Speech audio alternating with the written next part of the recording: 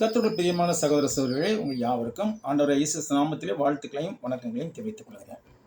இன்றைய நாளில் நாம் ஆதியாகமம் 46ஆம் அதிகாரத்தின் நிறைவு பகுதிக்கு கடந்து வருகின்றோம். இன்றைய நாளுக்கான வேத விளக்கத்திற்கு நான் தெரிந்து கொண்ட திறவுகோல் வசன பகுதி ஆதியாகமம் 46:30. அதை முதல்ல வாசிப்போம். அப்பொழுது இஸ்ரவேல் யோசேப்பை பார்த்து, நீ இன்னும் உயிரோடு இருக்கிறாயே, நான் உன் முகத்தை கண்டேன், எனக்கு இப்போது மரணம் வந்தாலும் வரட்டும் என்றான். யாக்கோபு என்ற இஸ்ரவேல் தன்னுடைய மகன் யோசேப்பை அநேக வருடங்களுக்கு பிற்பாடாக பார்த்து இந்த வார்த்தைகளை சொன்னான்.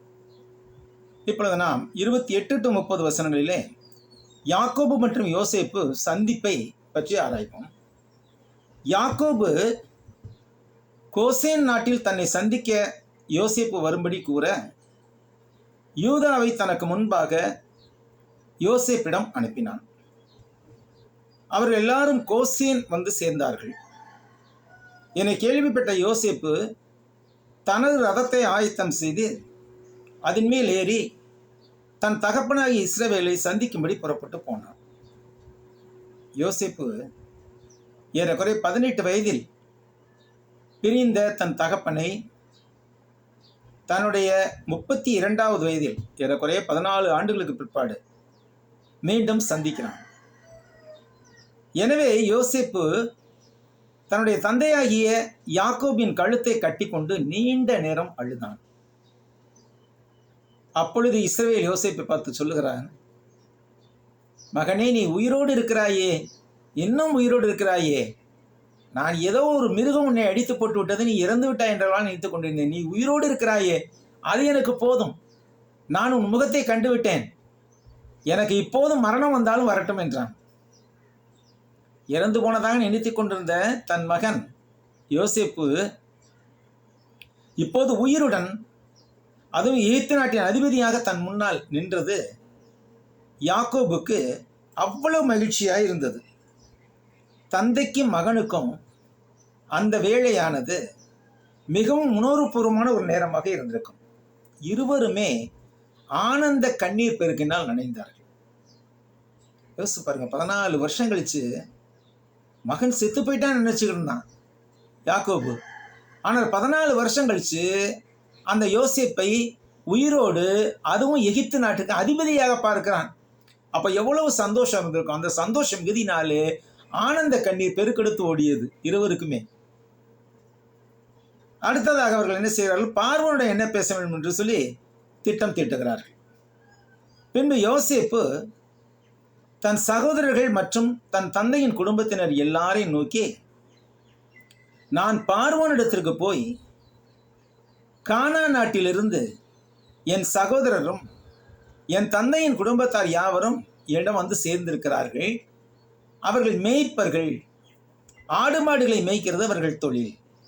அவர்கள் தங்கள் ஆடு மாடுகளையும் தங்களுக்கு உண்டான யாவற்றையும் கொண்டு வந்தார்கள் என்று பார்வோனுக்கு சொல்லுகிறேன். உங்களை பார்வோன் அழைத்து உங்கள் தொழில் என்ன என்று கேட்டால், நீங்கள் கோசேன் நாட்டிலே குடியிருக்கும்படி அவனை நோக்கி, எங்கள் முன்னோர்களைப் போலவே உமது அடியாராகிய நாங்களும் எங்கள் சிறுவயது முதல் இதுவரைக்கும் மேய்ப்பர்களாய் இருக்கிறோம் என்று சொல்லுங்கள். மேய்ப்பர்கள் எல்லாரும் எகிப்திற்கு அருவருப்பாய் இருக்கின்றார்கள். அதனாலே எகிப்திற்கு தொந்தரவு இல்லாதபடிக்கு இஸ்ரவேலர்களை பார்வோன் கோசேன் நாட்டில் குடியிருக்க அனுமதிப்பான் என்று யோசேப்பு நினைத்தான். எனவே இவ்வாறு கூறுகிறான் அவர்களை நோக்கி, இந்த கோசேன் நாடு என்பது நைல் நதி பல கிளைகளாக பிரிந்து மத்திய திரைகளிலே கலக்கின்ற இடமாக இருந்தது. அந்த நைல் நதி பல பிரிவுகளாக பிரிந்து அங்கே கலக்கும். அந்த இடத்துல பரவி இருந்த இடங்கள் பூரா நீர்வளம் மிக்கதாக இருந்தது. அந்த பகுதிதான் கோசேன் என்று சொல்லப்பட்டது. எனவே அந்த நைல் நதி கடலில் கலக்கும் இடமும் அதன் சுற்றுப்புறங்களும் ஆகிய கோசேன் நாடு என்பது நல்ல நீர்வளம் பொருந்திய ஒரு நாடாக இருந்தது. வளமிக்க நாடாக இருந்தது. புல்வெளிகள் நிறைய இருந்தன. ஆடு மாடுகளுக்கு தீவனத்துக்கு குறைவில்லை, தண்ணீருக்கும் குறைவில்லை. எனவே அந்த பகுதியை கேட்டு வாங்கலாம் தன்னுடைய குடும்பத்தாருக்கு என்று யோசிப்பு நினைத்தான். மேலும் எகிப்தியர் ஆடு மாடு மேய்ப்பவர்களை அருவருப்பாக நினைத்ததுனாலே தங்கள் தேசத்துக்குள்ளாக இருக்க அனுமதிக்க மாட்டார்கள்.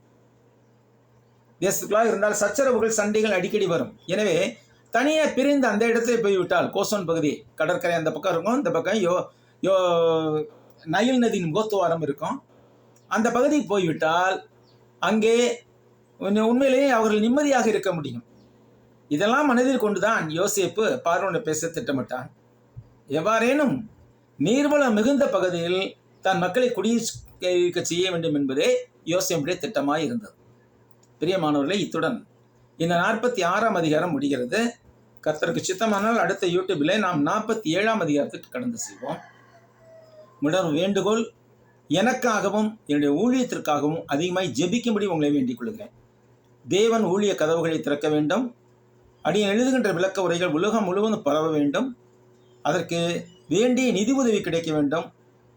அதோடு கூட அஞ்சல் வழி கல்வி திட்டம் ஆனது தமிழகத்தின் எல்லா பகுதிகளிலும் விரிவாக செய்யப்பட வேண்டும். இதற்கெல்லாம் நீங்கள் ஜெபிக்கும்படி உங்களை அன்போடு வேண்டிக் கொள்கிறேன். நன்றி, வணக்கம்.